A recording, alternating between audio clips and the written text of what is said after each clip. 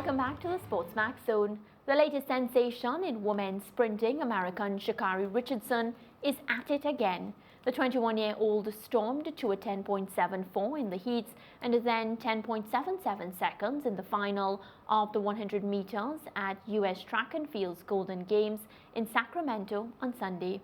A 10.77 run in the final was slowed by a negative 1.2 meters per second win.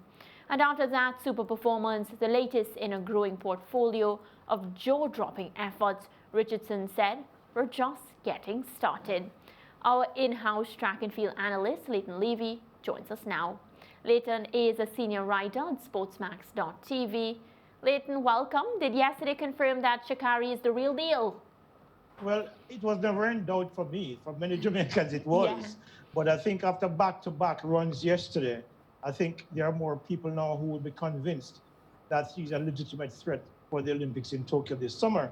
The thing is, when you take that 10.77 into consideration, at 110 meters altitude where that track is located, that equates to a 10.69 without any wind at all. With a 1.5 meter per second wind, you're approaching 10.61 or even faster, depending on how well she started that race, because her start was still not the best.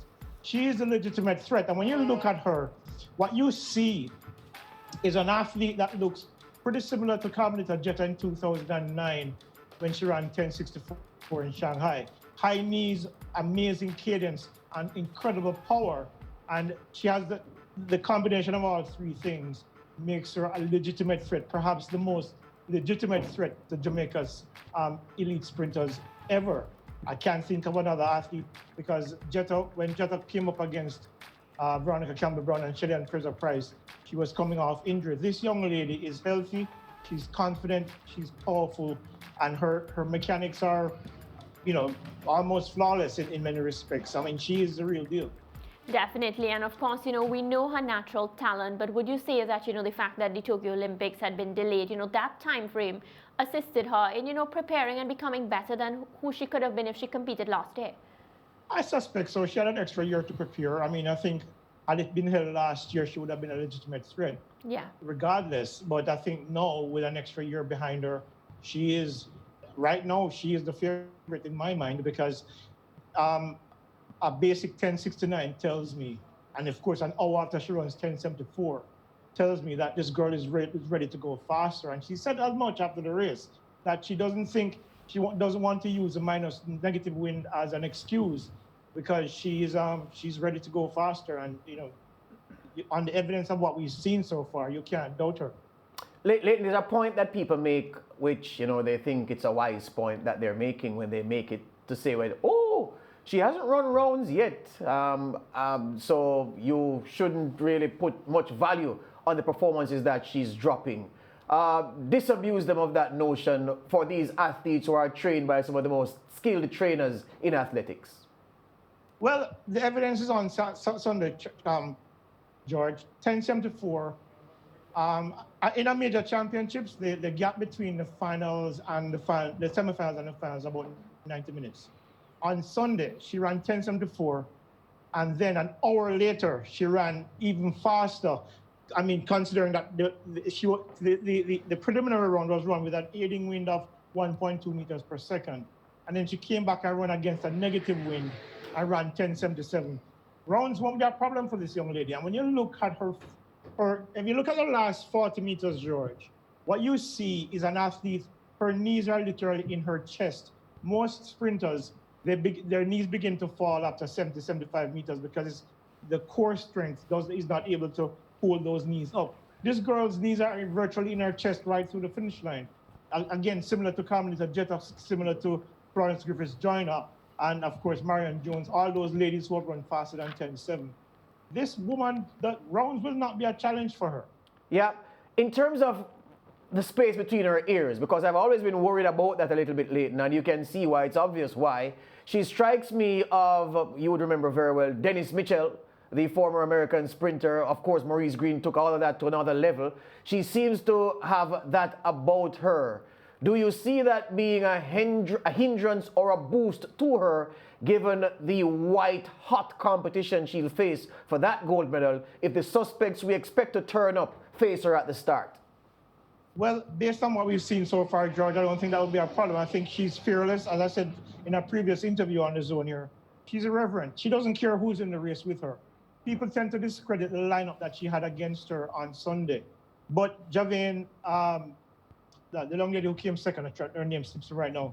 Of course, Morlaki Akunason, Brianna Williams, who's run 10.94. All of these ladies are quality sprinters. She's not running against a substandard crop of sprinters. She ran against some very, very good sprinters, and she destroyed them all. I mean, Brianna Williams ran 11.09 in the heats, and she raced past her like she was standing still. She's not afraid of anybody, and based on the fact that she's coached by Dennis Mitchell and mentored by Justin Gatlin, those two are people who have had a record of being fearless in competition, more so Justin Gatlin, except for that one instance in 2015 where he folded under pressure to bolt. Justin Gatlin has been a pretty fearless competitor.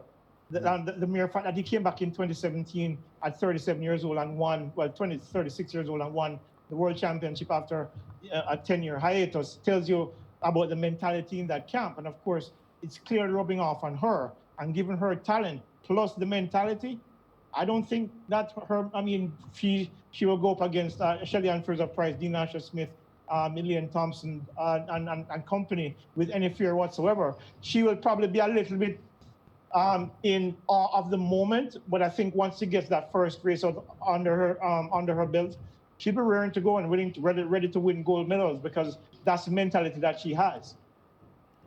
Leighton, one of those behind her on Sunday afternoon was Veronica Campbell-Brown.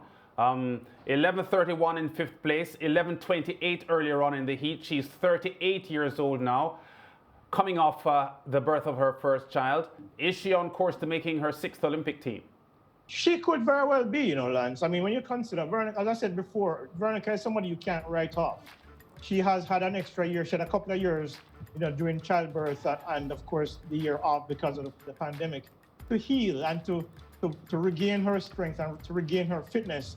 And based on the progression that we've seen from her so far this season, it's not unlikely that she'll come back and run even faster next time she takes the track in 100 meters. And because she's a winner by nature and she knows what it takes to get to those rounds at the course of the national championships and take on some of the best female sprinters in the world, her experience could serve her well at the national championships for her to make that team. Of course, she'll be up against a Natalia White, a Kiara Grant, a Brianna Williams, and of course, Shelly-Ann Fraser-Pryce and Elaine Thompson. But Veronica Campbell-Brown is somebody you really can't write off. And based on what we've seen so far from her, every single time she stepped on the track so far this season, after a 2-year break, she's run faster.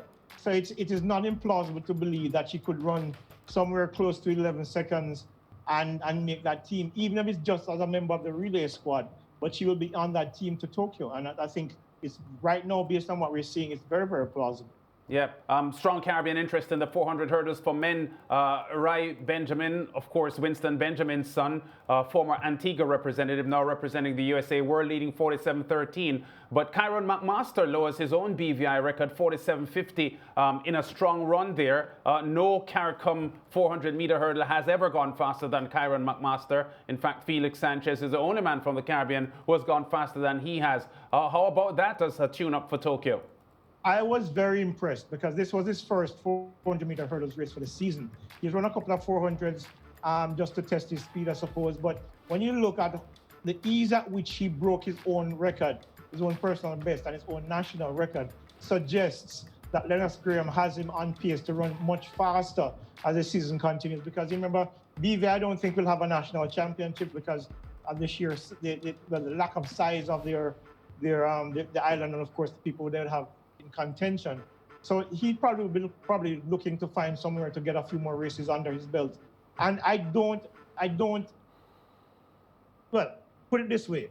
If he runs somewhere in the region of 47.2 this year, or maybe even faster, I would not be surprised. I mean, Rai Benjamin is a normal human being, because 47.13 in his first race of the season, and then says afterwards that he made many mistakes in that race and have had a few missteps, and still runs 47.13, the 14th fastest time in history.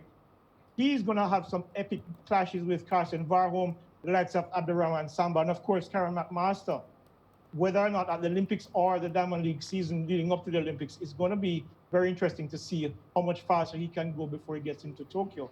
But these two gentlemen, I think, are prepared to run a lot faster this season. And I'm very happy for Karen because, as you know, he lost his coach to a hurricane back in 2017 and migrated to the United States to be coached by Lennox Graham.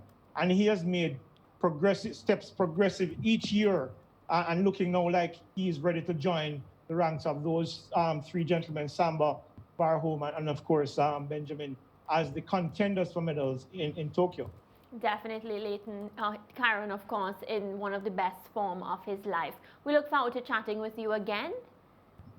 Yep, and it's always a pleasure, guys. I just want to make one quick mention of a young lady called Lodrika Cameron from Jamaica who threw 80 meters 33 in the shot put at the meet on Sunday.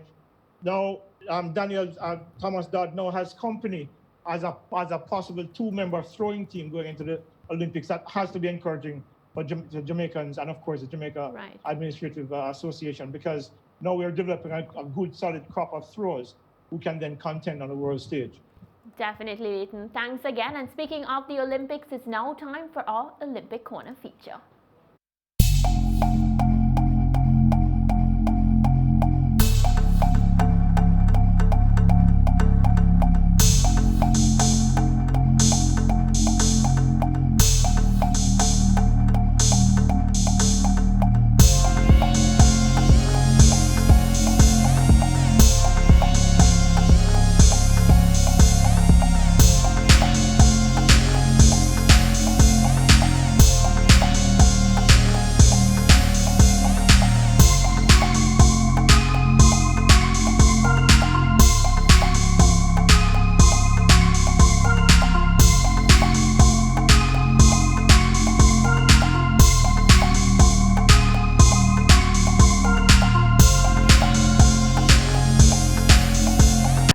Against COVID-19 and added that it would not be right to force people to get inoculated.